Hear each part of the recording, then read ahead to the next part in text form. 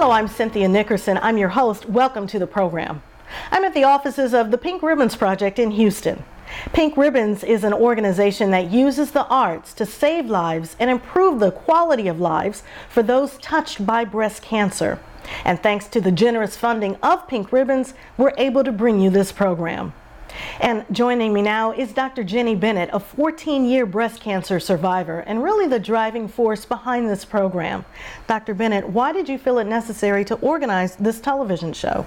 I felt it necessary for us to do this program to help reduce the high mortality rate of breast cancer in the African American community. And that mortality rate is indeed very high, and we're going to talk to some of the experts about that very reason, as well as hear testimony from survivors who are anxious to share their stories. The 30 minutes that you spend today watching this show may save your life or the life of someone else you know. So sit back, relax, and join us. Surely goodness and mercy shall follow me all the days of my life, and I will dwell. And one day I took a shower, and I felt this lump in my right breast, and I went, oh my God. I got hysterical, and I thought maybe that I was just feeling something that really wasn't there. So I laid on my back and I did the regular examination, and sure enough, there was a lump there. How say ye to my soul, flee as a bird? Lucy Joseph, diagnosed with breast cancer at age 46. So in the beginning, I planned my funeral. I planned where's my daughter gonna live and what am I gonna do and how far is it, you know. So I was very scared in the beginning. Because cancer runs in my family. My dad died from cancer. Both of my grandparents died from cancer and an uncle. And I'm the first one to have breast cancer. May the good Lord bless you.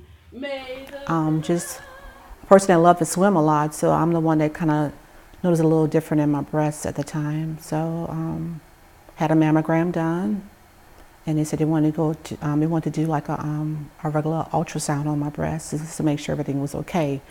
But when they did ultrasound, they spotted something was like a little mass there. Linnell Daggs, diagnosed with breast cancer at age 38. No, I never understood about breast cancer at all because no one in my family had breast cancer. So it was like when I first found out I had cancer, I thought I was going to die.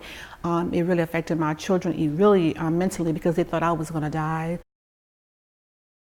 Basically, before I felt the lump in my breast and I went to a doctor, I felt the lump in my breast and went to a doctor, and they were like, no, you're basically too young. This is fibrocystic disease.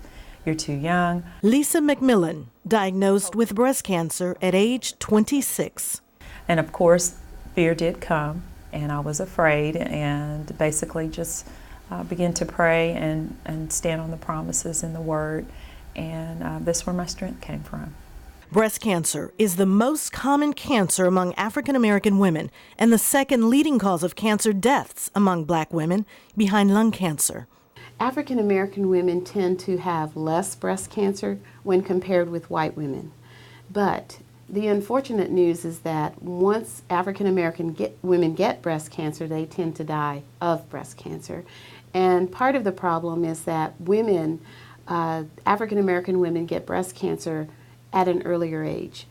When you look at women less than 40 who are diagnosed with breast cancer, most of them are African American women. Tracy Harrell's family history includes several women with breast cancer. Tracy was diagnosed at age 40. Plus I'm triple negative, so I have that double whammy, the genetics and being triple negative. Triple negative breast cancer means that the estrogen receptor is negative, the progesterone receptor is negative, and the HER2/neu receptor is negative. And that knocks out several classes of drugs that we could use for adjuvant therapy, which means additional therapy.